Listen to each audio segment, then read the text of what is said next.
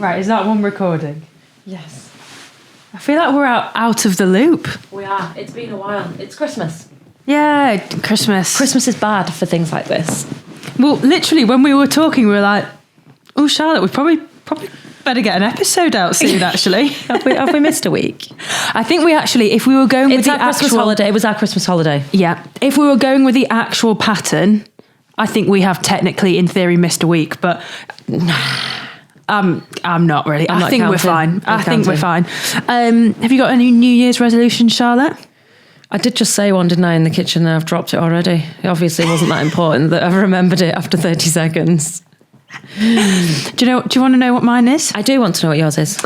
So, and I don't really do New Year's resolutions. It's not really, I think a lot of people use it as a social media bit of content to be like, oh yeah, I'm going to be this new year, new me. And I'm like, there's no new me on the cards. I've tried New Year, new me, and I don't have the willpower to become a new me.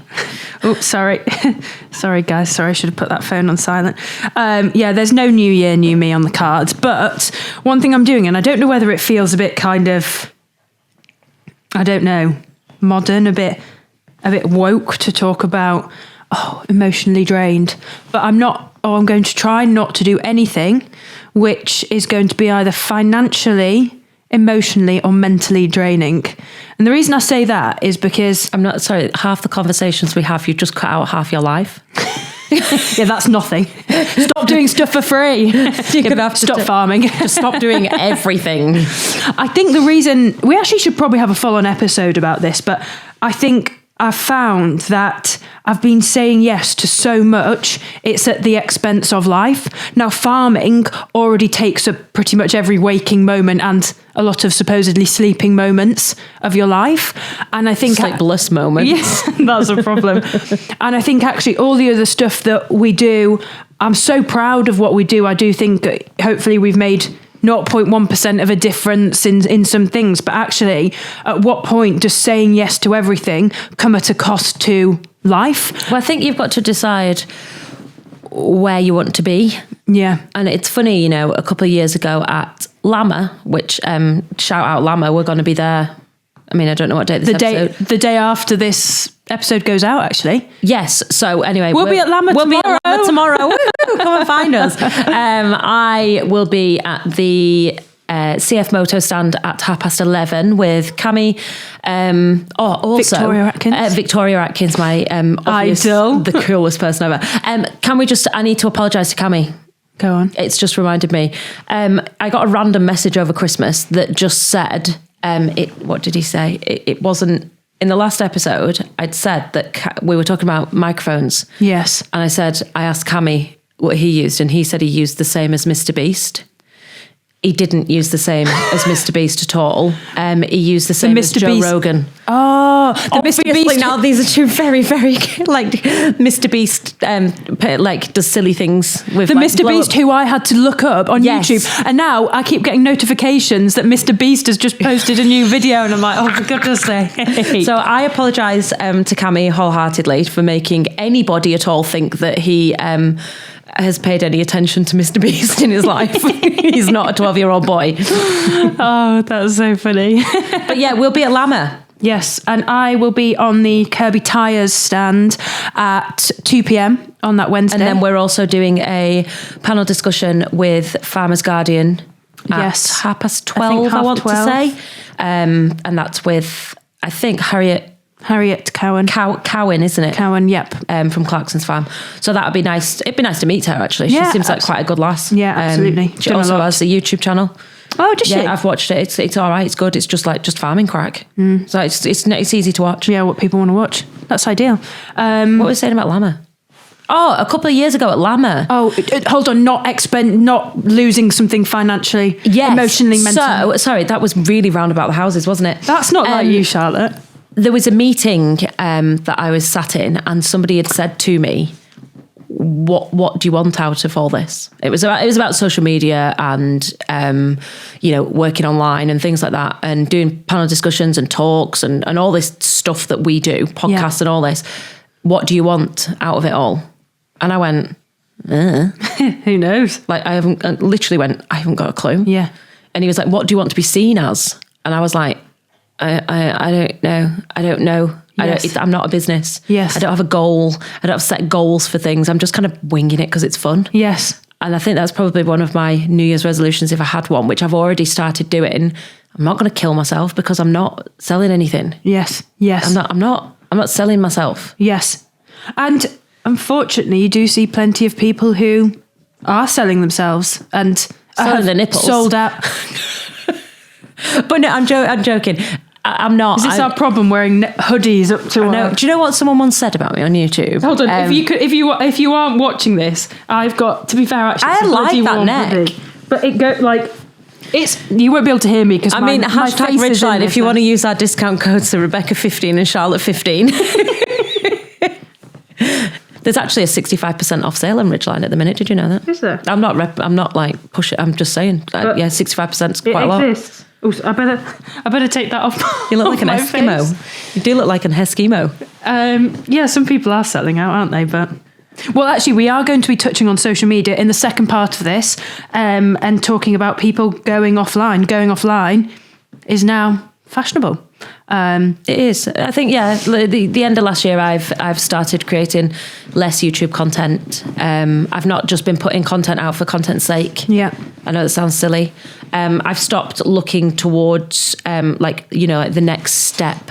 Yes. We always used to have like a next step of where you want to be kind of thing. And it was like working with brands and stuff and actively seeking. I've stopped doing that.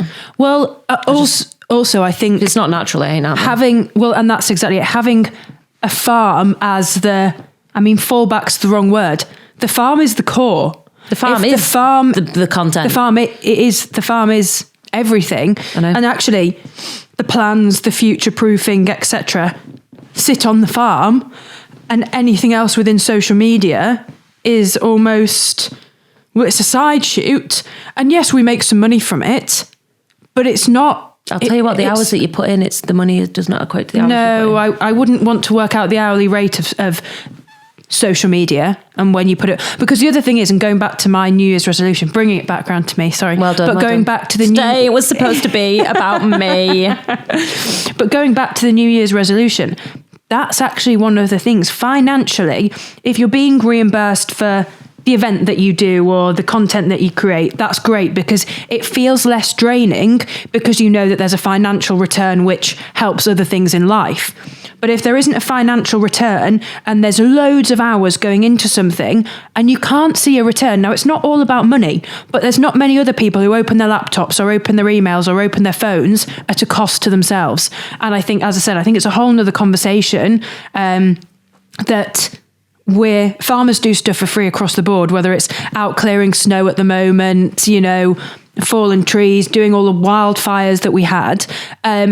When it comes to social media and this media side of things, we're still viewing ourselves in the same vein that we view ourselves in the other elements of our work. It's funny though, have you seen the video that Elon Musk, it was a podcast he did, and it basically said, Instagram's over.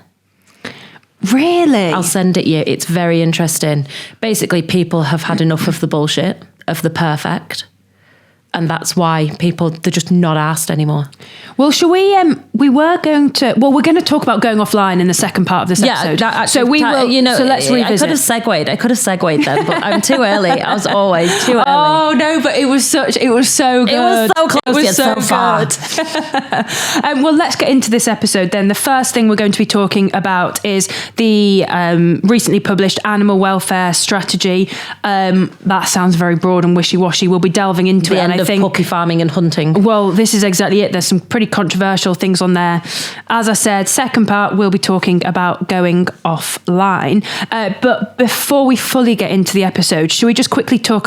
Sorry, I don't know what I'm doing with my hands. No, there. I was getting prepared then. I was preparing then.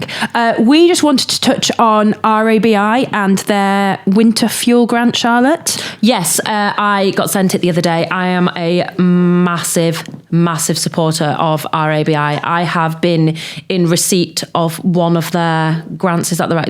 Yes. That sounded wrong in my head when I said it. I've been a recipient. Yes, a recipient of the grant. That'll do. And it was their back to school grant a fair few years ago now. But I'll tell you something. At the time, I had 2 2 children in school. Rufus was just going into school, Anna was in primary school. And yeah, it helped at a time when I needed it. I think we were building the farm. We didn't have any income. We had no animals to sell. We didn't pay ourselves a wage. And yeah, it is means tested. But at the time we weren't making any money technically. So yeah, it really, really helped. And I am a big supporter of RABI, and when they sent me this, I thought it was something we needed to talk about. Can we just mention almost the feeling of embarrassment or shame that people feel? Are you joking? There is none. Not a bit of shame. None. They sent me that grant and asked me to put it out there on socials, and I read it and I thought, good God, I could apply for this. I'm skint. Like, there is no shame in not having. And I sent it to several of my friends who I also know would, they would have utilised that money well. And yeah, a couple of them applied for it and got approved. And I know it made a big difference to 2 or 3 people that I know. Yes. And I just thought, I just like the breadth of things that they can help with. Yes. It's not one-minded. It's not just about mental health. It's not just about, whatever. They're there for anyone, for anything. Yeah. They can provide counselling. Honestly, they're so, we should do an episode on RABI. We should get someone on just for crack, because I just think they're a really good charity to support. Yeah, well, absolutely. This winter fuel grant that will be released very shortly, probably even will be released by the time this episode comes out. Just get onto their website. I think you can get £400 per farming household to help with that. So it is well worth doing. And I think you're right to touch on that broader mission of RABI. It is the financial help, but it is the mental well-being, and they do have a 24-hour support line. So they are a brilliant charity. So if you are struggling, there'll probably be something that they can help you with, or direct you into the right place as well. So a really great charity, and something really good to mention. I think that's a good one to start off 2026 with, is mentioning something like that. Definitely. Yeah, absolutely. And there is, as Charlotte said, there's no shame. There's no embarrassment. Zero embarrassment. None. Right, on that note, head to the RAB website, and we are going to be talking about the animal welfare strategy. As I said, sounds blooming who knows what when you just hear that title. But should pets be policed like farm animals? I guess that was our big, of course they bloody should. Broad question, because I know more abused pets, and I don't mean abused in the sense that it hit or knocked around. I know more, how can we say, mistreated pets. And some of them belong to showing households, for instance. Yes. That go to crufts and stuff.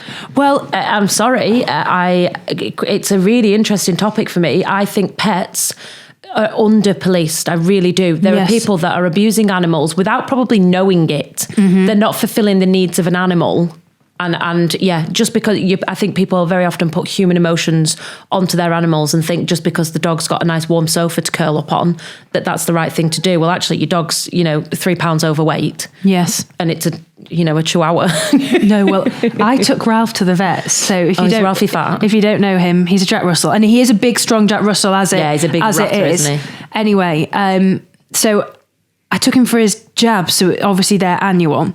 And he was 10 kilos, which you're probably thinking Jack Russell's, oh my gosh, he looks well. Jenny, go on my Instagram, okay, and you'll see him. He looks fine. I'll put a picture of Ralph here. Yes, please do. Anyway, took him to the vets, get him on the scales, and he really does not like the vets, bless him, but got him on the scales, and he was 11 kilos. And I was like, oh, that's not that bad. And then they were like, that's a 10% increase in body weight. I was like, he likes schmackos. Get over it, body shamer. Do you know what he does like? Bloody cat biscuits.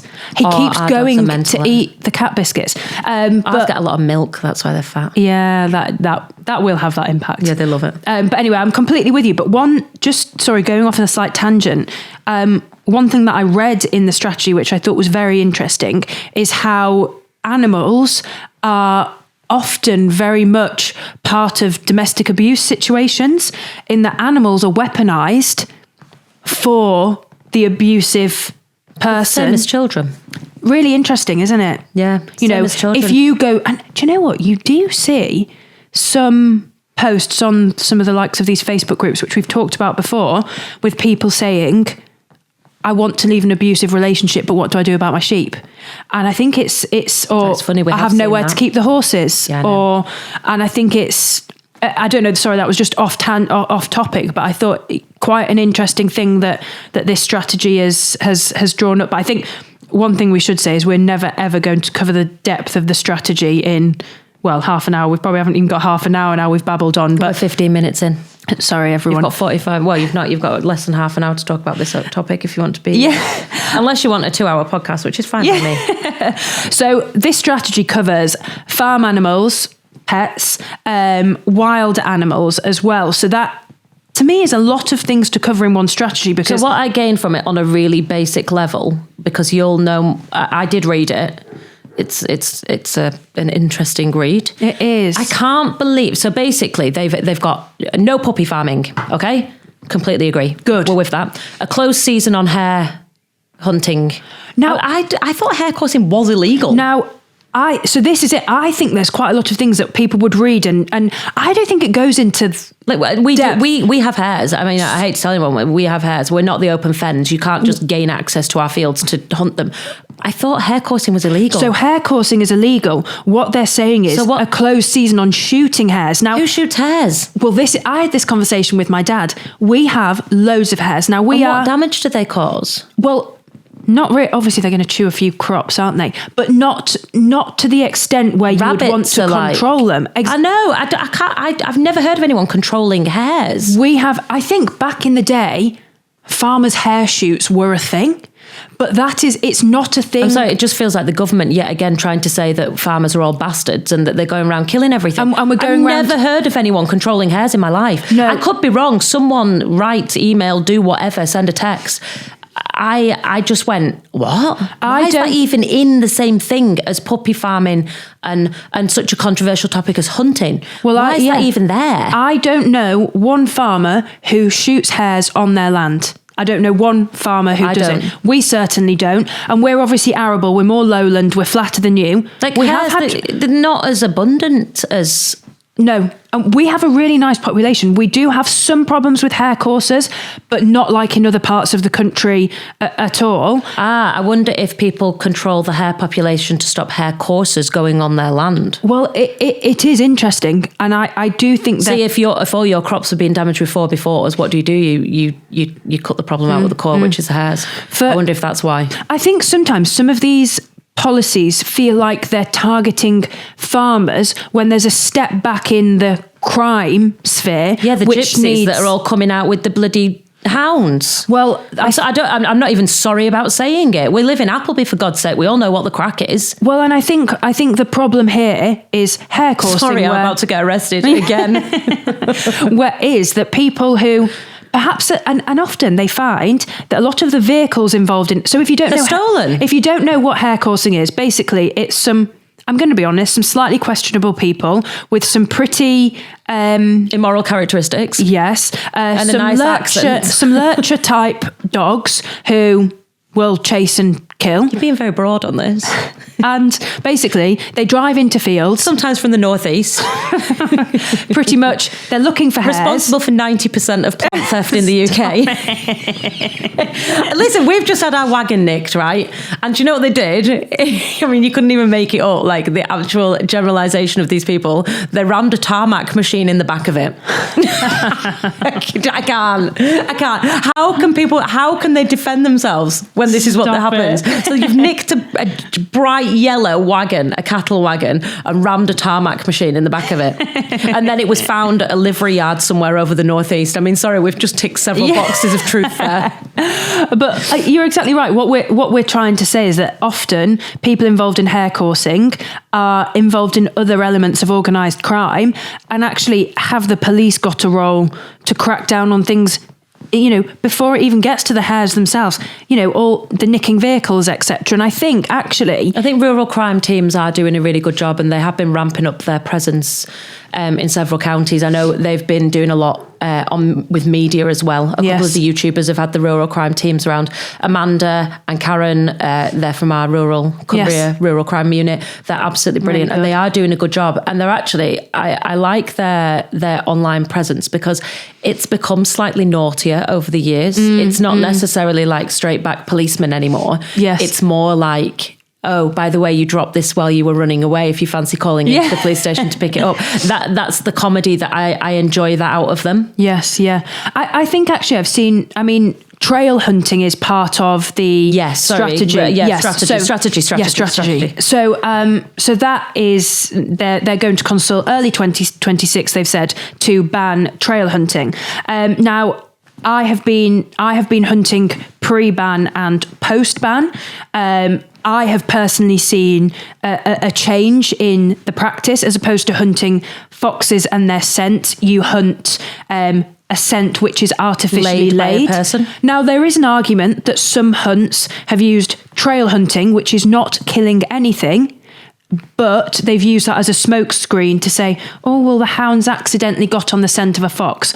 Now, yes, that happens. We'd be naive to say that every single person has abided by the letter of every single law. However, I saw something and it said, well, just because some people speed, are we going to ban all cars? Or some people shoplift, are we going to ban all shops? I think these things, they take years to phase out. Yes. Years. And it's a mindset change through generations. So like us growing up now, I've never been hunting. I've never had an interest in it. The most I go near it is I like hunting pictures and paraphernalia. Like I enjoy, like neighbour Linda's just been and Rebecca's just met her. Anyway, Linda was involved in all the Cheshire hunts and the hunt scene. She's 70.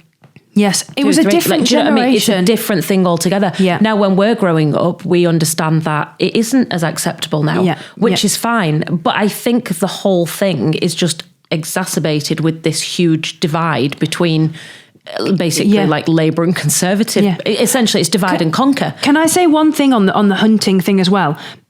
Well, obviously, we've kind of confirmed that not everybody is breaking the law.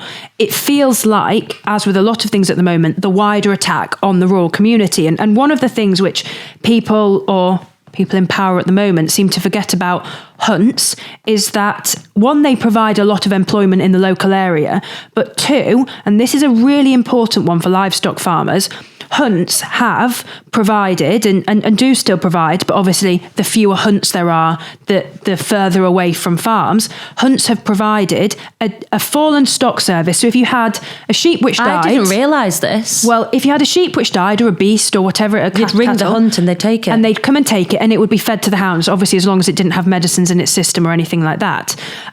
Now... well, and the other thing is they would come and humanely... So if I had a sheep which had a broken leg or had a prolapse, which had, I'd call the hunt kennels. Now, the hunt kennels used to be less than 10 minutes away from us. So if I called them, we could have somebody there within, let's say, 10 minutes to half an hour, pretty much. Obviously, as long as they weren't out doing another job, but pretty much to come and dispatch an animal. That's quicker than the vet could get there. That's quicker than... fallen stock actual companies can often get there. And interestingly now, and I can't fault the service that we get from our fallen stock company, but they won't be there as quickly as a hunt kennels would be in your locality. And I'm presuming you don't have to pay, £100 and something for it to be taken away. No, because for them as well also, it's food for the hounds. Now, these are the sort of things which are not considered. So, yes, okay, if we're going to make sure that hunts do not kill foxes when they're hunting a trail or hunting a person, sometimes, they have somebody and it's the clean boot. They hunt a person, basically, bloodhounds. And what happens when they catch the person? I think they have biscuits and they just give them all biscuits and it's all... Stop it, that's too cute. It's so much more innocuous, across 95% of it. If like hunt saboteurs, which basically make it their personality to go out disrupting people on horses, anyone, children, adults, it doesn't matter. I don't see... Like, obviously, there will be the bad stories that you hear, and they're the only ones you're going to hear. Yes. I mean, the amount of hunts that go out now, they're not actually hunting, they're just tally-hoing. Do you know what I mean? Yes. It's not... People just want that camaraderie of getting on a horse and having their, their little hip flask. Yes. That's what people want. Yes, absolutely. I don't think they necessarily go. I don't think anyone on a horse necessarily goes because they want to see something killed by a dog. It's just bizarre to me. I would say there is a massive number of people hunting now who never hunted before the hunting ban. Yeah. And it's hard because we're throwing around hunting very but they have never been... When was the hunting ban? 2000 and... It wasn't that long ago, was it? There was a huge movement against it. Or something. Was it 2007? It wasn't long ago at all. Anyway. There was a big protest in London, wasn't there? It was huge. It was as big as the one that Ollie did. It was, what was it? Livelihoods something. Well, it's not even, I think it's just the general consensus that the government are just slowly chipping away at any countryside pursuit. Yes. They really are chipping away at everything that we've got and we hold dear around here. I mean, yeah, I can understand hunting's not for me. I've never considered it would be enjoyable, but then again, I don't like horses. Yeah, as we've recently learned. And actually, what it is for most people now, but yeah, as I said, particularly post-ban, it's just riding around and jumping fences, and it's a glorified cross-country course. That's with your pals. Exactly what it is. And there's a purpose to doing the cross-country course because you're following hounds who are following an artificially laid scent. And there are bad eggs, as with anything, but I think to vilify a whole kind of pillar of heritage and community and part of the economy is unbelievable. But I wonder how you would go about changing the scent that they hunt. Well, could they not? Well, also there's a difference. Make them stop wanting to hunt that scent. And I think there's a difference between like sight hounds and scent hounds as well. So like so you have foxhounds, you have beagles, you have bloodhounds. See, bloodhounds are the ones that do the clean boot hunting, aren't they? See, I just wonder how. Yeah, is it? Do you know what? It's another one of those things, and I think a lot of people who have been hunting have kept things very much behind closed doors because you don't want to invite attention. It's a bit like farming. Farming used to be very... But does that not imply that you're doing something wrong? Well, hold on. Hasn't farming seen a resurgence, though? It was very much behind closed doors. Then social media, farming influencers... on social media have taken off. Now, I actually think following the Boxing Day hunts this year, trail hunts this year, there was a big resurgence on or a big surge. I think it'd be very handy. It's a bit like the naming of like halal. You know, when we talked about it in that episode when we said that, you know, there's no difference in the killing methods of the majority of halal meat or whatever it was that we said. Yeah. It would be handy if hunting wasn't actually just called hunting, if they just changed the bloody name. Yes. So that there was a clear difference between this is what we used to do and this is what we're doing going forward. Absolutely. And I think there's some really good channels out there. It's just marketing. This is it. There's some really good channels out there who explain what we do. So they literally show somebody running along with the rag soaked in whatever it is to make it. Well, with that in mind, I have a friend, Sarah, and if she gets back to me in time before this episode goes out, I'll put a voice note from her in here, or I'll read out what she said here. I know she used to do trail running for the hunt. So she used to... Yeah, she did. I don't know if she does anymore, but I'll find out, and if she gets back to me, I'll put that in here. Yes. Well, it's interesting because I think, well, as I said, we're never going to cover all of these topics. So perhaps, actually, if we park trail hunting... Well, that's kind of the only one that I'm kind of a bit on the fence with, to be perfectly honest, because shall I read to you? I mean, I know you're better the one to read things, but it includes reforms across farmed animals, so phasing out cages for laying hens. Completely agree. Good. Moving away from CO2 stunning for pigs. I actually don't understand enough about that situation. I don't, and nor do the general public have an opinion. So fair enough, that's just one of those things. Yeah. Promoting slow growing chicken breeds.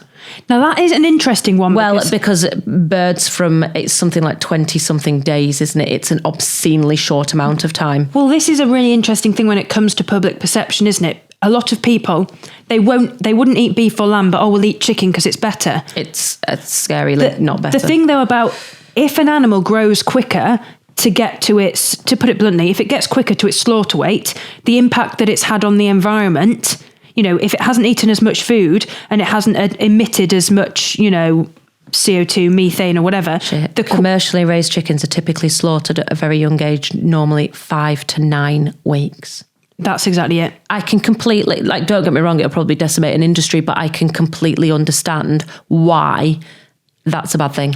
But the environmental impact of a quicker to slaughter weight bird is much lower. That goes against everything. What do you want? But actually, one of the things that they've kind of explored in the strategy is better labelling in terms of, let me try. I think lots of things could be solved with better labelling, do you? Well, an awful lot. Let me just hold on, no, I don't want to look up that. I'm going to find labelling. Humane slaughter for fish. Well, I don't have a clue about that. So is it really awful? I don't consider in my head this is fish it. They've now added in like crustaceans and octopus and prawn and all the rest of it. I think an octopus I would see that as a viable thing. Have you seen the video? But a fish? Oh, it's an octopus. Am I just a cow? Am I an awful person? I don't see fish as like the same as a cow.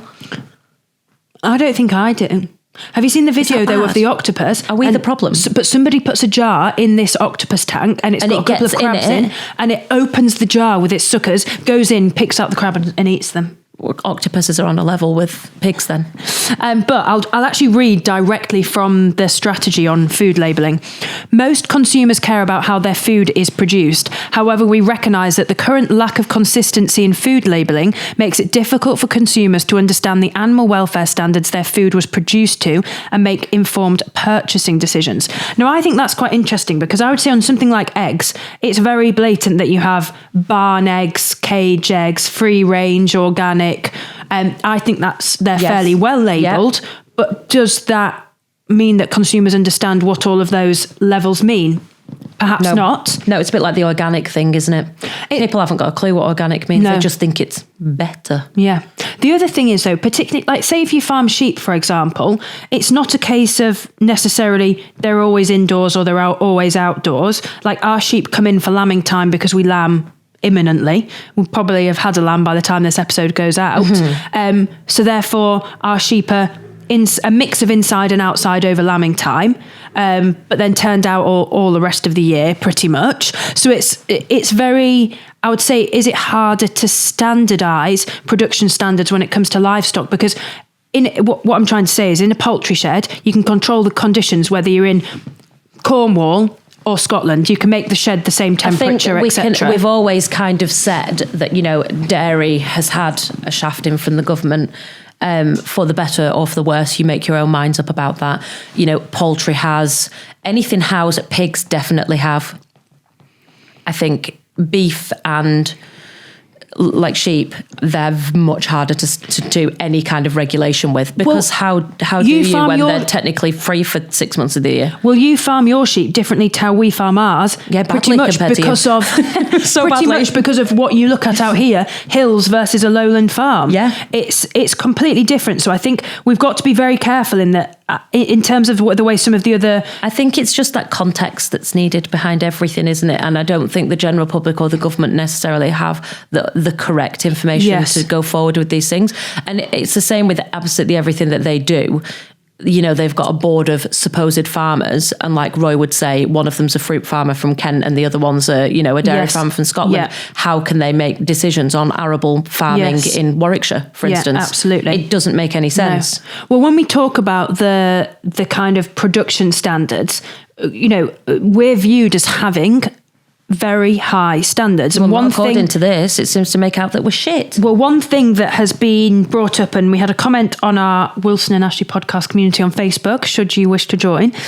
We've been a bit quiet on there, but we'll try and pick back up. Do you know what? Over Christmas, Roy's dad's died, which has been a bit shit, to be honest. It's been absolutely horrendous, and I just haven't been asked doing anything. No, at all. A very good reason. Well, yeah, I think so too. It's like I'm going to carry on using it. No, I'm joking. I'm not. But I think actually, the problem is the farm has to keep going whilst you're dealing with this backdrop of an awful lot, shall we say? And it's not easy. So of course, and actually that will tie into our later conversation on going offline. Oh my God! Right. Segue. Too early. But I think on the animal welfare. So this was a comment, as I said, from our community. It's all well and good having the best animal welfare, but we need to stop buying in lower welfare from other countries. I completely agree. If we buy in, it has to be the same or better. Never mind labelling; it should be the same or better, and that should be the rules, but they're not going to do that. They're just going to make it harder for us to keep animals and then let all the shit in through the ports. It's interesting though, because the where does it say? There's something very specific about basically saying that the government would look after our. Oh, here we go. where necessary, we will be prepared to use the full range of powers at our disposal to protect our most sensitive sectors, including permanent quotas, exclusions, and safeguards. So to me, in theory, that's a reassuring sentence. It's saying the government will use its powers to stop substandard imports. Listen, I was sat in a room when our Prime Minister told us that he was not going to do anything with inheritance tax. Do I believe them? Don't believe anything they say. It's very, very difficult, isn't it? Because we are tied by red tape, but also I would say our general mindset in this country is, and of course you're always going to get bad eggs, but our general mindset across agriculture is high animal welfare, and we do that whether we were red taped into it or not. But other countries simply do not fall in line with these standards. I can't put it any more simply than that. Most countries do not produce to the same standards as us, and you only have to look back to one of our previous episodes on the Mercosur trade deal.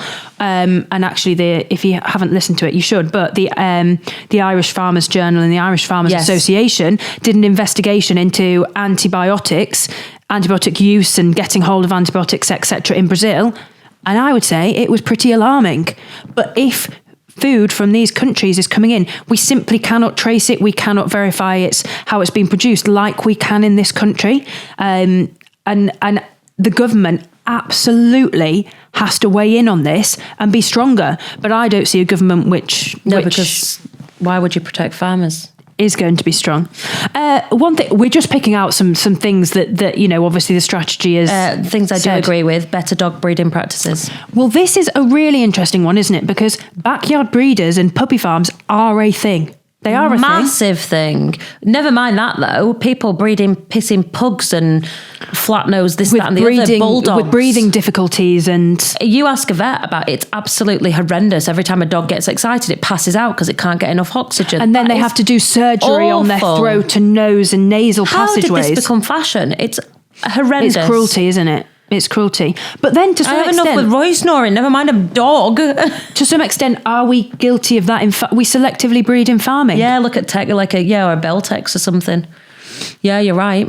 Yeah, you're right. Yeah, and we have Beltexes. To be fair, I would say we don't purchase ones which are so heavy with muscling, etc., that they struggle to walk. But you only have to see double muscled cattle. Yeah, some Belgian blues that I see are absolutely bloody horrendous. So, oh God, are we? And then I suppose you're putting them on cows that without a doubt they're going to be cut out. So they need a welfare issue there. Yeah, I know people that's their standard practice. They brace themselves for a cesarean every time. They know. Well, they know automatically that it just is the way it is. Yeah. But I don't know how moral is that. I don't know. I know.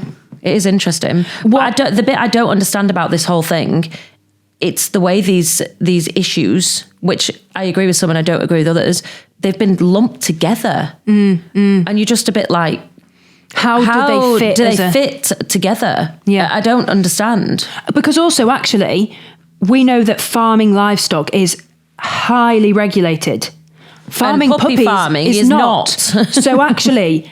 There is a big gap. If we want to bring puppy farming, but breeding dogs, up to a level of regulation like producing food, the disparity in that is never going to... But then you're always going to have responsible people who breed dogs. So for instance, Emma Gray. So yes. Nell's from Emma. I'm only saying that because that's the first person that I came to who breeds dogs. She will be highly regulated. She'll be, registered with Kennel Club and this and that, and they're only allowed so many litters within a certain amount of time, all this stuff. That's not stopping Sandra from Preston with a British blue dog, bulldog or whatever the hell they're called. Yeah. Having however many litters of puppy because she's selling them for $2,000 a pop because they're fashionable. Well, this is the bit that they can control the controllable, but the uncontrollable people they don't have tabs on, they don't have a chance. Do you think that people buying puppies and dogs need to take more responsibility for checking? They will not. That's a silly thing to even think they will. People get something in their head. They're very, self-obsessed. I want one of those. I'm going to get one of those. Yeah. And it's only me. I'm only a little person in this big world. I couldn't possibly make a difference. Yeah, I'm not feeding into puppy farms. No, not me. But then again, do they actually give a shit whether they're feeding into puppy farms when you realise that they're paying £1,000 for a dog instead of $2,000 for a Kennel Club registered, this, that and the other from a reputable breeder? Yeah, absolutely. And I think you're right. Like with everything, people think with the purses, don't they? And the ease of being able to get one. Absolutely. Just going back to the production standards of farm animals, highly regulated. One question I want to ask is, if we have these higher welfare standards, should that translate to better profitability for British farmers? Well, you would think that if it was from a higher welfare farm, the price would be higher in the supermarkets. But it's not going to happen, is it? And then I guess the problem is the costs are just always passed on to the farmer to do. Well, this is it. Who pay? And if we want farmers to be profitable, who's going to pay for them to be profitable? Because supermarkets won't pay, consumers won't pay, and now obviously with the phasing out of payments and subsidies, etc., government won't pay for farmers to be profitable. And yes, you see some people on social media who are portraying, we've had a brilliant year, things are successful, we've been profitable in all these areas, etc. But unfortunately, not every farm, even though they're doing everything that they can. If you're an arable farmer... Shall I tell you something? At the minute, the milk price is shit. It is absolutely tanking. There's people I know that are being told to tip milk away because they simply just don't want it. There's a big glut of milk, etc., etc. So, there's people that I think there's also underhand work from the processors importing possibly, yes, and... Definitely. And then the lack of milk in things like puff pastry, and it's just ridiculous. We should do a whole thing on it. Yeah. Anyway, some people's milk prices are below 30 pence, like 29, 28, 29 pence.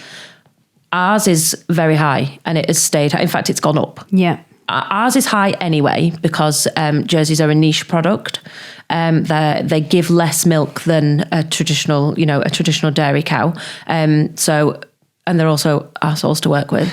And they die for no reason. It's really annoying. It just happens. But yeah, we get a decent milk price. We have a niche product.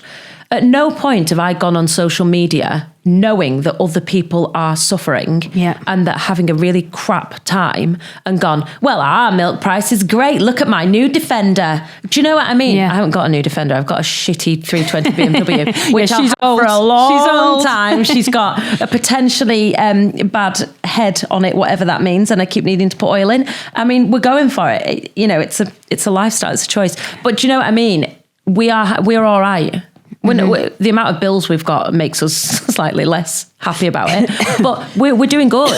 We're doing good. Our cows are fetching a really, really good price. Yes, we have to send the best stuff, and we get told off if we send any amount of crap milk. God, do we know about it? They're very strict. But I'm not gonna rub it in on social media that we're doing well and everyone else is doing crap. That's absolutely bad form. Well, horrendous. And the other thing is, it's quite sector dependent. So at the moment, or recently, beef and sheep trade has been really quite strong. There's been peaks and troughs, but it's pretty good. Roy says, it's interesting that yes, we are on a high. But farming has seen its own private recession for the last 11, 12 years. Maybe this is just where it should be. Well, this is what... So we've not got high prices. We've got what should be prices. It's making up for the 10 years of only just breaking even. So this year feels... And also, if your input prices have gone up exponentially, which they have in farming, it's 30% inflation on input costs for agriculture, I think. Something like that. Arable at the minute is on its knees. It's on its knees. Honestly, it's horrendous. It's really bad for people and they can't make ends meet. Well, I would describe... We're fine. Well, I would describe what we do at home as so we're sheep and arable, if you don't know. The sheep prices we've been fetching are pretty good. There's still input costs to go with them. On the arable side, this year and the last few years for us have been absolutely disastrous. Now, I would say we are farming a pretty tight operation and we are doing what we're told is the right thing. So we're using some regenerative principles. Soil health is key. We are not ploughing pretty much where we can. We've got cover crops in the rotation, herbal lays in the rotation. We're increasing our organic matter. That, you would... The government, for instance, wants you to do to be seen to be a good farmer. Precision application of products, variable rate fertilizer application, so we're not putting on more than we need to, which obviously is good for the environment but good for reducing inputs. We genuinely are doing so much, and also because we're a trial farm, we're trialing out new products as well. So whether that's biostimulants, for example, or all sorts of stuff. We've done nitrogen use efficiency trials, so we know our optimum amount of fertilizer to apply before the curve drops off and you don't see any more yield benefit. And we have this conversation, what more can we do as a farm to become profitable when yields are repeatedly down because of conditions, etc., and price of the wheat that we're selling is the same as about 20 odd years ago, bearing in mind the cost of machinery's gone up, the cost of fertilizer and diesel and plant protection products has all gone up, and we are still selling for a price the same as 20 years ago. And the main problem is we have a ton of wheat grown here is to me a more premium product than a ton of wheat grown in, say, America, where they use however many more chemicals. They're not as conscious about soil health or the environment or biodiversity. So we have a premium ton of wheat versus a foreign, less premium ton of wheat.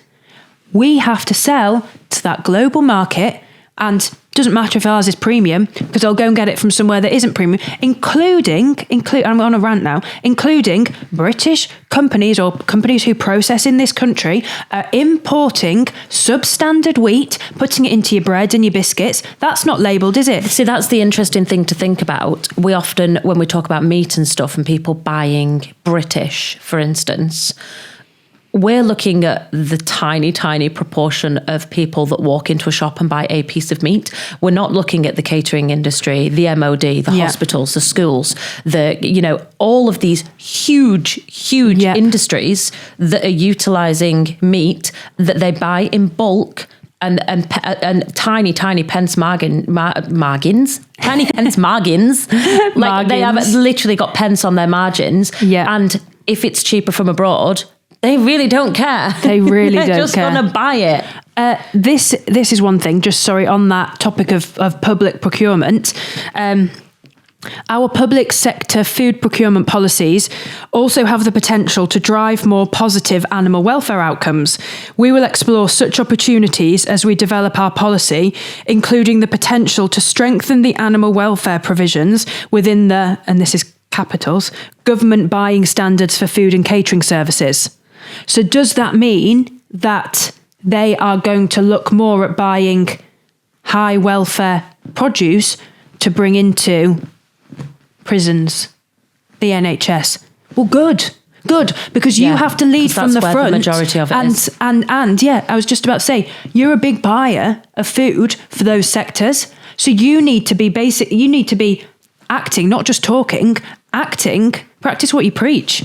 It's interesting though, because you look at like finance directors and stuff. I mean, we know finance directors, we live in a nice village, and if they don't make the right noises and do the right things, they'll just lose their jobs. And this is exactly. And honestly, they will just. It's like politicians. If they don't make the right noises, you have to toe the line. If they don't toe the line, they'll lose their jobs. How hard is it for these people to put their head above the parapet and do the right thing? Yep. I don't know if they can. Well, and because it's all about making money. Well, and this is the problem. It's always going to be, and this is what's actually crazy though. It's always going to be about making money, whereas farmers are not making money. We can't make it about making money. We love it. Because we love it. We love it. We're 48 minutes into a podcast and not even on the second. Oh my gosh! Right. Okay. We have not even think of got something to segue into. Segue. We don't know. Just do it quick. We tried to do good ones, but we did them too early. Can I hold on before we go on to? Can we go on to one thing I saw onto online, offline?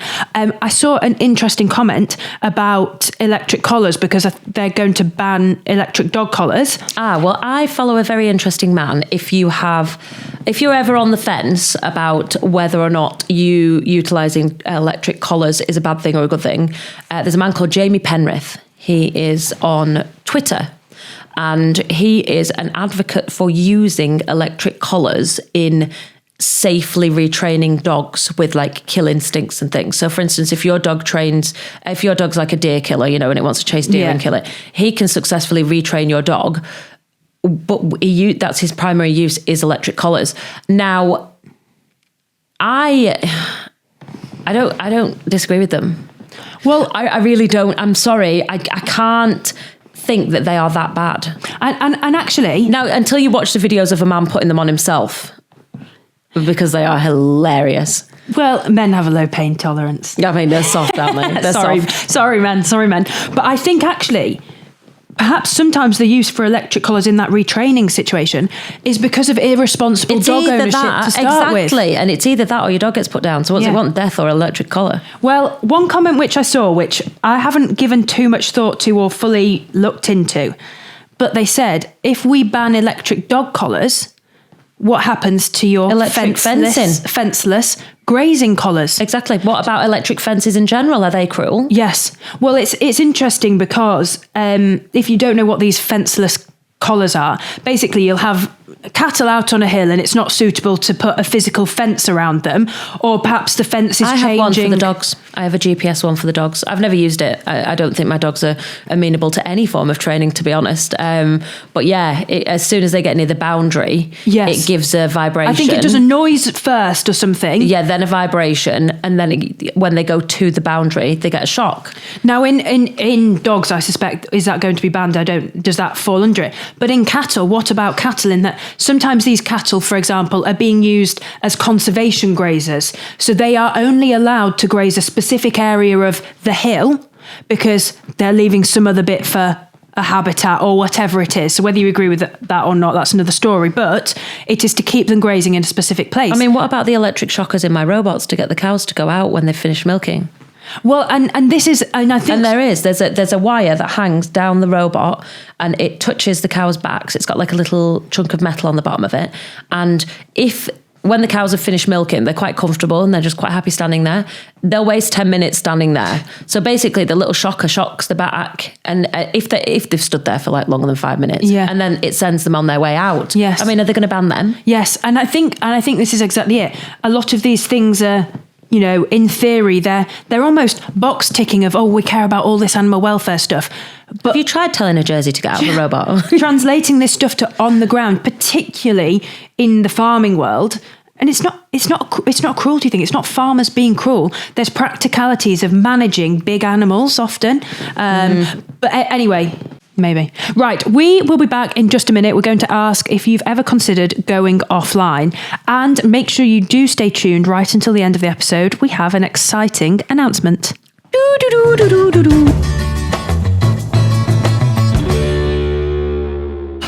Yes. Okay. I won't lie, I've just got a hot water bottle.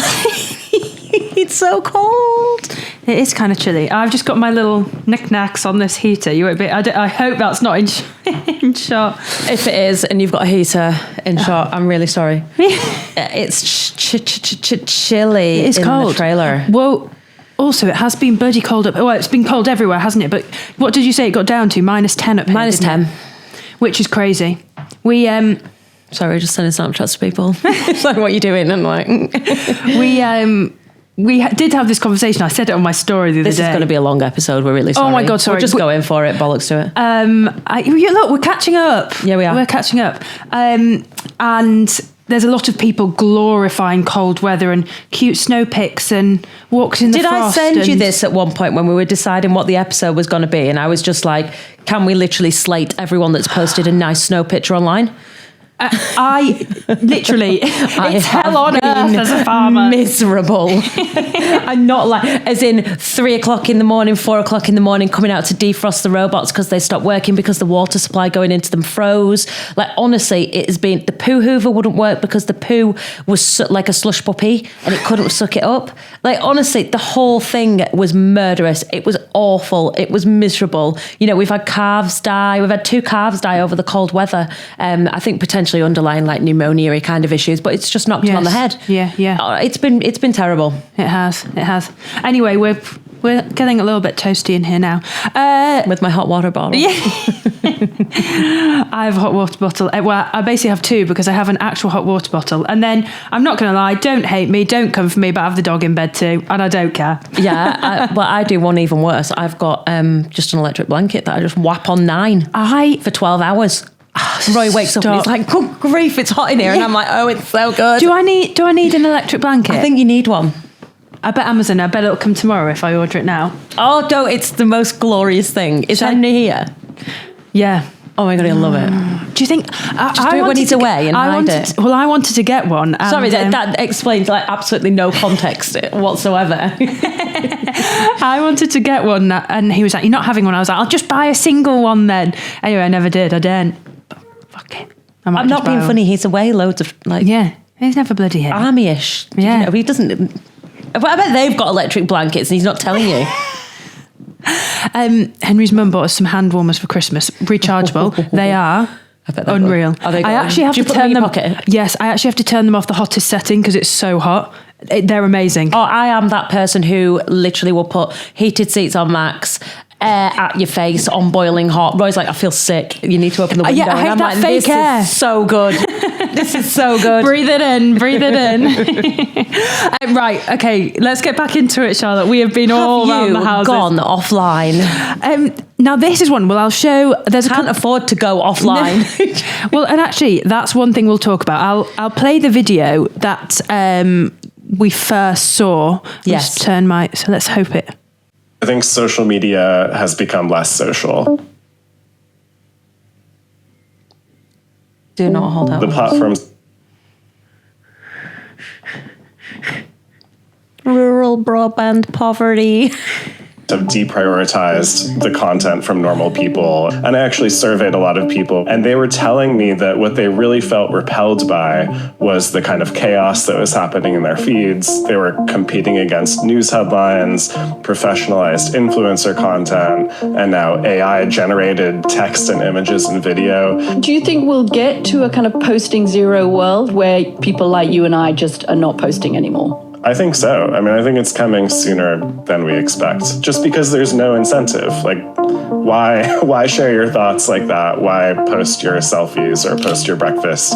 If you don't get attention for it, you can't reach your friends. I have a 19-year-old daughter, and she has basically deleted her social media apps. And I asked her if she missed it, if she missed posting or seeing her friends post, and she said not at all. I think social media Now, I think this is fascinating, and I think it's really interesting. This is from BBC Culture, by the way. It was a reel on Instagram.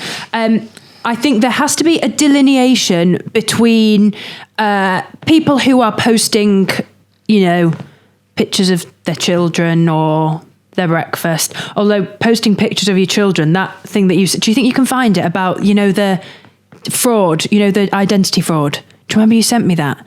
Yeah, was it the girl? Well, basically, if you post pictures of your children, by the time they're like 18, there'll be enough. Can basically know their first pet's name, know their first school's name, know their mother's maiden name. All of this information can be collated at one point.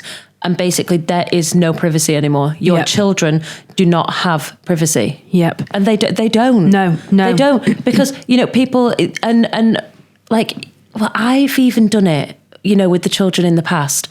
I've called Anna, Alma, like Anna Lillian. That's I would say her full name, and then her Barclays, bank account, for instance, in 10 years' time. Oh yeah, what's your middle name? Or do you know what I mean? Yeah. We're just sharing everything. Yep. Nothing is off limits. Absolutely, and as there is that delineation, between posting family things for a digital diary, as it were, versus, I guess, we're perhaps the next level of... I think, we are the problem.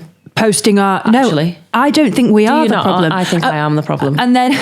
Like, you do share some shite. I do share some serious shite. Mine's like a crossover. It's really hard work for me because mine's like a crossover of expressing my personality and then being that one step above that's like the polished version of what an influencer marketing person should be.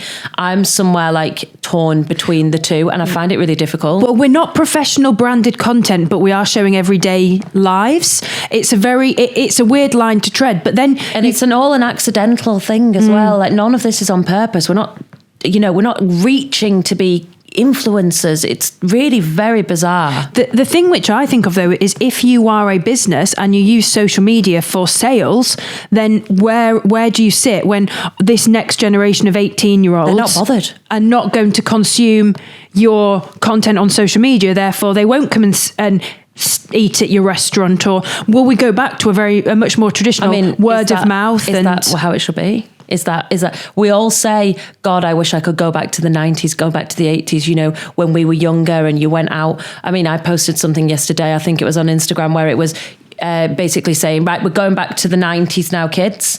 I want you outside in this garden, and you basically don't come in until it goes dark and you're ready to go to sleep. And then the little boy goes, oh, I don't know where my brother is. And she's like, good, that's the 90s. Like, I don't want to know where you are. I don't want you to be here. Like, go outside and stay outside.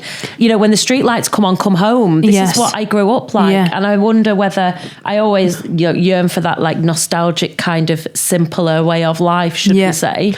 Is that where we should go? But then again, I mean, I am absolutely overly protective of my kids. We're in a different, more dangerous world, though. I think it's interesting. So one of the comments on this post is from somebody called Jamie Perkins, who has, I mean, I looked him up, and he has nearly 2 million subscribers on YouTubers. I think it's to do with cars, but I don't know. And then 260,000 followers on Instagram. So a big creator. And this was his comment, which I thought was quite interesting. It's not social media anymore. Now it's interest/advertisement media. Yeah. Social media used to be awesome because it allowed us to grow communities and connect with them. It felt like virtual friendships. You could post as much as you liked and know that your community would see what you posted, and vice versa. It was a more human experience because you were seeing things you both liked and didn't like. It allowed the posters and viewers to be more well-rounded in the experience. Really good point. But now people are increasingly scared to post their more human experiences because they may not fit into what the algorithm expects from them, which also affects the poster's self-esteem because they end up feeling like anything they post outside of a niche doesn't get seen and isn't good enough. 100% like they themselves aren't good enough, so they stop posting altogether. Or, like us, you just post about farming. Yes. Farming. Now, I know what posts make good videos for me. I don't post them because it's shit. Honestly, it's just shite. Posts for me that do well are like the cow going down the belt. Which we've talked about this. It's bloody ridiculous. It's at 45 million now. It's ridiculous. Like, that's what no offense to the content. It's ridiculous. No, all the offense to the content. Why? I just don't understand. But that's the kind of content that does well for me, and I have got so much of it, because it just happens all around me all day. But that's not necessarily who I am as a person. It's not really what I want to come across like. I mean, have you ever seen a girl called, I think she's called Simone, really nice, has a huge Limmy bull. No, I don't think I have. Is it Simone Dawson? I don't know. Really, really cool. She started off on TikTok. She was on Instagram as well. Anyway, her videos are basically her going and hugging the bull. So walking up to it and going, you need a hug. And she just flops on the bull. And the bull obviously is huge. She calls him Big Man. It doesn't move. It just sits there. It's like a fly on its arse. It's really not bothered, this bull. And it's, to us, it's just, you know, it's a video that you've seen once, that's what I mean. You've seen it once, you're not learning anything. It just is what it is. Yes. Absolutely viral. Millions and millions and millions and millions. Now, Simone is quite clever in the sense that she'd post this in various, the same video, but like different, over and over and over again. And it always gets millions and millions and millions and millions of views. That's how you work the content. Now, would I be happy posting cows going down a feed belt forever? Definitely not. No, I wouldn't. No, I wouldn't. But then again, does that go back to what we were talking about at the start of the episode in terms of where do you see yourself or what do you want out of it? Exactly. What do you want out of it? When we've talked before, because you it don't gives want you a boost. It does give you, sadly, you know, I wouldn't... See, it's funny because in a couple of years ago, I think that 40 million video would have made me so happy. I'd have been like, oh my God, this is so cool. Look at me. I genuinely laugh at it now because it's so ludicrous that this stupid piece of media has gone crazy for me. Because to be fair, I think it's just understanding yourself, having confidence in yourself as a person, and then understanding more social media and what is and isn't valuable. Yes. To me, that's not valuable. Well, yeah, you don't necessarily want, and we've talked about it, viral views. I mean, you'd rather have 12,000 followers literally from this video, and yet then you get people saying, oh, look at her buying her followers. Yes. What do you want out of it? It's a really peculiar position to be in. Yes, yeah. And actually, would you rather have done a video which got you 100 new followers, but they'd all learnt something because it was a video of a difficult calving or saving a calf or this is what happens to our milk. You know, would you rather it be a more authentic learning opportunity than just that clickbait? Now, we often talk about, oh, are you just aiming for clickbait? Oh, what's that? Does that title work? Is that going to get people to click on it? But the repeated viral content, I've never had a viral video. Never had one. Your posts are always very informational though, aren't they? But I tell you what. They're normally a picture of you, which will do well anyway, and then more caption, written word, which is your thing, isn't which it? Is my That's thing. your thing. But do you know what? I just haven't been asked with Instagram. And do you know what? It's not enjoyable anymore, is it? I kind of wake up and think, oh gosh, I must do a post today. Well, if you're waking up thinking I must do a post. That's where I got with YouTube. That's and I just the thought, problem. bollocks to this. Unless you get your tits out and you're on OnlyFans as a side. Yeah. You're not doing very well anymore. And I got sick of it. Yes. I got sick of being in this competitive world of, you know, who's doing better and looking at views. I mean, I genuinely couldn't give a shit what other people's views are. I really couldn't. I know who my friends are. Yeah. And I want them to do well, regardless of whether that's in direct competition to me or not. I really couldn't care less. Yes. Because I'm doing all right. I'm happy. Yes. You're doing all right. You're happy. And I think that's the difference. Well, I think there are a lot of toxic people on social media who will climb over you. I think it perpetuates that. Listen to me. What a word. Social media will foster that environment. And I think it really does. And it also, you know, when we're saying about getting stuck in your algorithm, this is where the young girls are brought in. And I know we're going to do a future episode on pornography, which is very interesting for us. It will actually be a very interesting episode. This is how these girls end up going down this route and being stuck in this route because, you know, they post a picture fully, you know, wrapped up like a fish supper, should we say, and they get no views. And then they post a picture in their shorts and they get views. And it goes through the roof. So they do it again, a little bit of a, you know, experiment. And look, this they is get it. more views when they've got shorts on. Then they have a crop top on. They get more views. Yeah. You know, And then they've got their nipples visible through their t-shirt. I can see how it happens, you know, and then they're stood there in a little bit of a provocative pose. Yes. And more views. Oh my God, this is so good because I'm feeling down as a person anyway. You know, I've got a pretty shit life and I'm feeling self-conscious. I'm not feeling very good about myself. And it reinforces that's your value. That's who you are. Going back to the comment on that video as well, the algorithm, and we joke about, oh yeah, my algorithm's, well, mine's probably just farming and some random cats or something. I don't know. But that algorithm, he's exactly right to say, you are not getting a well-rounded, balanced view because say you are... It's very easy to go down a rabbit hole of algorithm. This is, yeah. When we came back on the train and we watched the Louis Theroux documentary, didn't we? When he was in Israel. And then my feed afterwards, because obviously I'm not being funny, your phone listens to you. It's not stupid. Does it? Unreal. My feed afterwards was literally anti-Jew, basically. I was practically Hitler looking at my Instagram. Honestly, it was unreal. And I'm like, holy shit, like this is unreal. But like the more you watch, the more it sends. The more you watch, the more it sends. That's how it works. So when a man comes to you and says, oh, all Instagram is young girls in bikinis, Hun, it's an algorithm. It shows you more of what you watch. Yes. So that's how it works. And then latterly, I'm now on I'm on the opposite end of the spectrum. Yes. And I now hate all Asian people. I do. That's my, honestly, it feeds you what it thinks you want because it's all about keeping you hooked. Yes. It's a bloody dangerous place, is social media. It really is. And you wonder why I don't let my children on it. As the biggest hypocrite in the world who creates on social media, my kids do not go on it. Well, this is a good comment again on the community. Lady called Donya.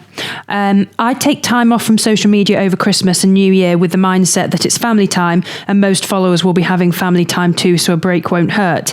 It's also a positive example for my kids that sometimes it's better to have a break. Finding it hard to get back into the swing of creating content for my business page now, though. And I think that's it. Once you get out of the swing of it, it feels quite nice not to be tied by social media. Yeah, it does.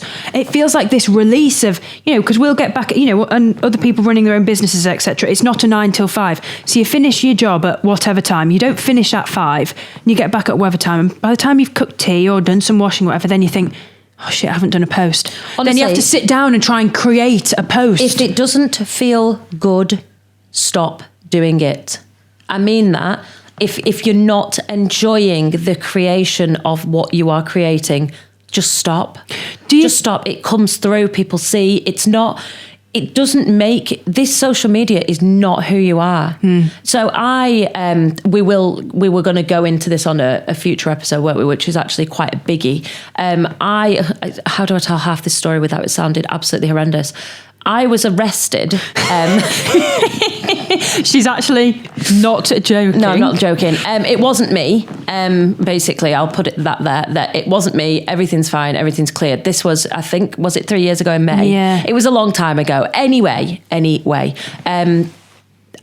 We will go into it because it's actually a really interesting story of how it came to be me out of the blue that got taken in by the police. So my phone was taken off me.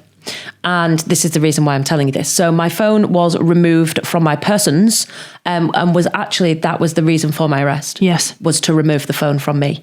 It sounds like a really juicy story, and it is. It's even more crazy than what you think it is. But I'll just put it. It was not me. It wasn't me. It wasn't Charlotte. Okay, I promise. Me, I promise. Anyway, they removed my phone from me. And I thought, good God, and obviously being the most innocent, naive person ever, and had never been arrested in my life and ever had my phone taken from me, I asked the man, when can I get it back? I create YouTube videos like it was the most important thing in the world, considering I was in the back of a fucking Transit Connect. And they didn't put handcuffs on. I wish he would have done for the whole experience, but he didn't.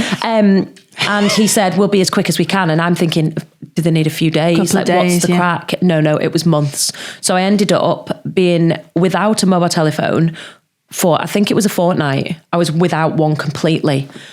Good God, it was bliss. Yeah. I'm not lying. Once I got over that initial, oh my God. The lifeline of having that in your hand all the time, basically. Well, yeah, because I do, I mean, we've talked about this before. I struggle conversationally sometimes to keep my attention on what I should be attentioning.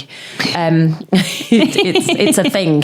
And I often will mess around. I'll play with, I do use it as a crutch. Yes. I very much do use that messing around my thumb. It's an addiction. It's awful. Don't give your children mobile phones because you'll end up like me. But the bliss of not having a mobile phone, I can't even tell you. Yeah. It was unreal. That reset was real. Yeah. It was a real switch off. And it was a real pivotal moment where I realized I was creating every other day YouTube videos with 3 items of short form content going on every single platform every day. It's actually it takes over your life. Don't even, honestly, unreal. So I was creating 3 short form videos, so your reels or your TikToks, for instance. I'd be posting 3 on TikTok, I'd be posting 3 on Instagram, I'd be posting 3 on YouTube Shorts. I really was caning the social media. And don't get me wrong, as you've just written in a bio about me, she has a really good cross-platform social media presence. I do, but good God, did it take some getting there. But doing that wasn't a sustainable thing. Yeah. It wasn't a sustainable thing to be doing. So having that reset and having my phone taken off me, although I would wish it wasn't in the context of being arrested, it did bring about quite a sharp change in what I do. Yeah. And I now no longer do every other day YouTube videos. I don't bother. I post one when I fancy. Yes. I don't do a Tom Pemberton and say, every Monday, Wednesday, and sometimes we do a Sunday video. No. I do what I want. Yes. If I don't fancy posting one for 2 weeks, I won't. Yes. And that's how I'm going to keep it. If I don't fancy posting on Instagram for a week and a half, I'm not going to bother. No. I don't care. No. In terms of, for, say, influencers who earn income through social media or businesses who sell goods through social media, going offline could threaten your income stream. It will do. So at what point do you balance the constant treadmill of creation with actually that's how you earn your money?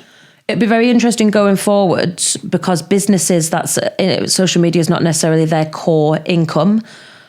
If people are stopping watching social media, which is basically what it's become, a third TV channel, hasn't it, really? Yeah. It really has. You've got your television on your television, you had your computer, now you've got your phone. And I think it'd be very interesting to look at the viewing numbers for things like Coronation Street, who, by the way, is just combined with Emmerdale. What the hell? Corriedale. Is this a continued? I have no idea. I saw it on just on the telly last night. I thought, what on earth is What this? is that? But this is the desperation of television companies. They are no longer in control of the media. We are. One person I thought of, but it can also be taken away. Yeah. One person I thought of in terms of creating a business through social media was Eden, Lancashire Lamb Boxes. I feel like we talk about Eden all the time. We do. She's so cool. But what they have done on have they got 1 million followers on TikTok or something like that? Have they? It's something crazy. I love that. I remember when she was at like 10,000. I'd be so happy if she is. I don't know if I've made that I love that girl. Or maybe it's like 500,000 or something. But still, frig me. It's an awful lot of followers. Where's Lancashire Lamb users? Lancashire Lamb Boxes. Bear with. Oh, it's really throwing me. Is that Lancashire? There we go. On TikTok. Okay, I lie. Okay, they've got 288,000 on TikTok, but that's unreal. And they sell their meat.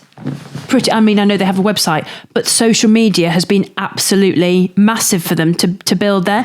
But actually what you think is then, do we have to look to is it websites? Is it email lists? Are you now trying to then directly engage with people who are your consumers and your customers, and you have to just stick with them? But yeah, small businesses.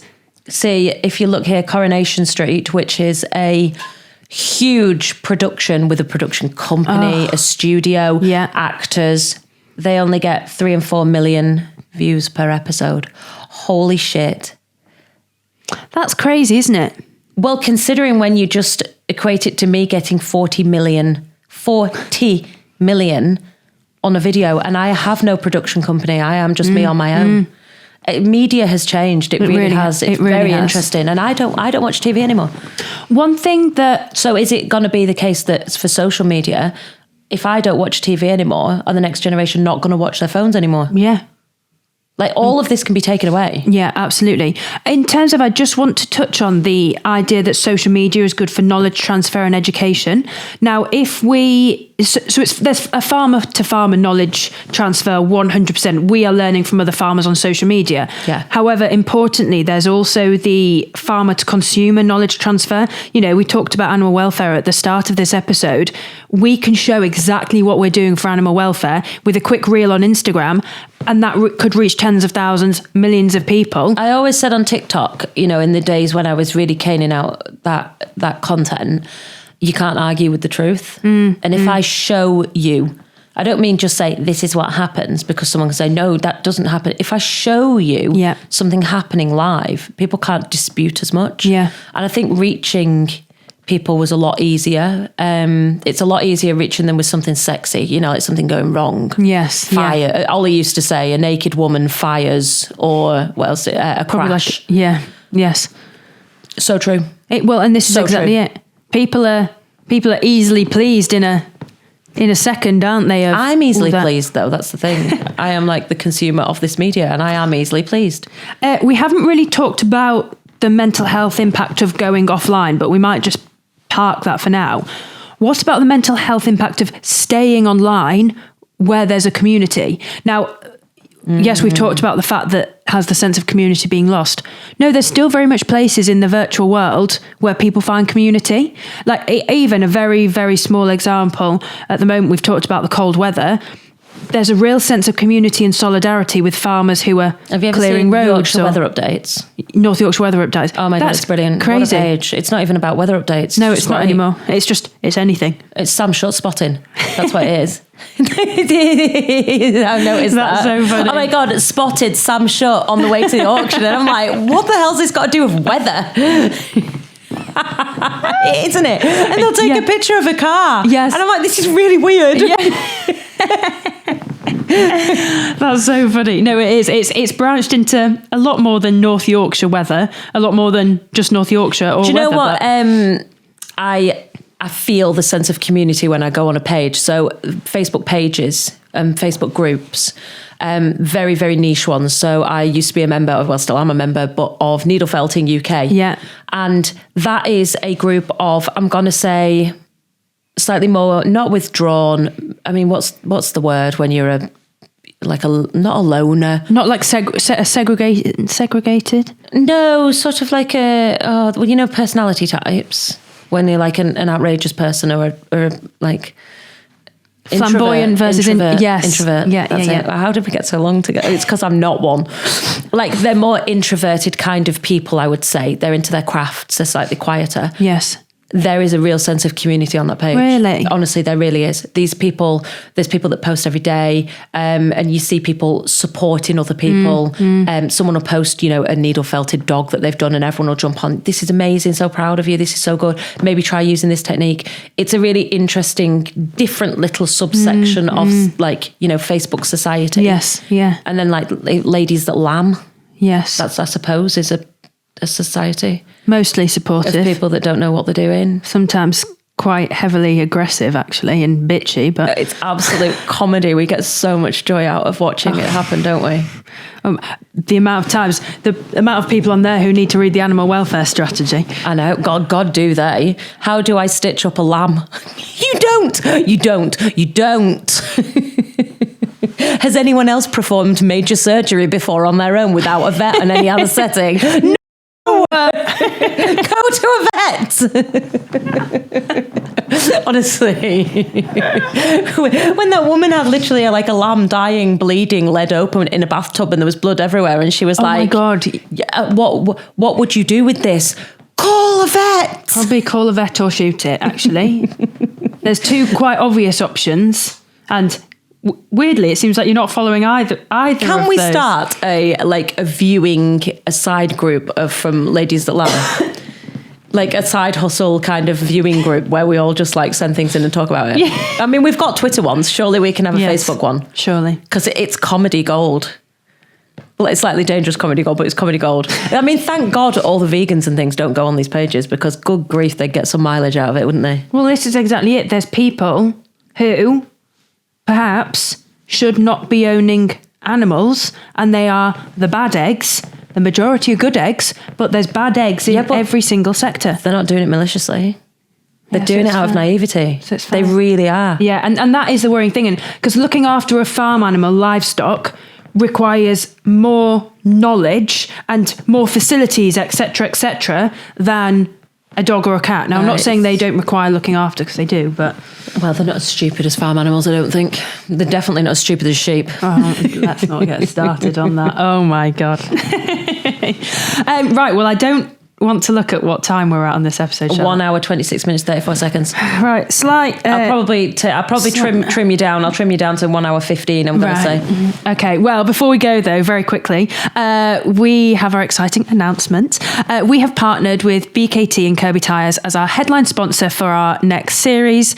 They've been big supporters of us and the agricultural world when it comes to tyres as well. So we're really excited to see that relationship flourish. Wheel rims. Sorry, can we just put in wheel rims for tankers? They've been good.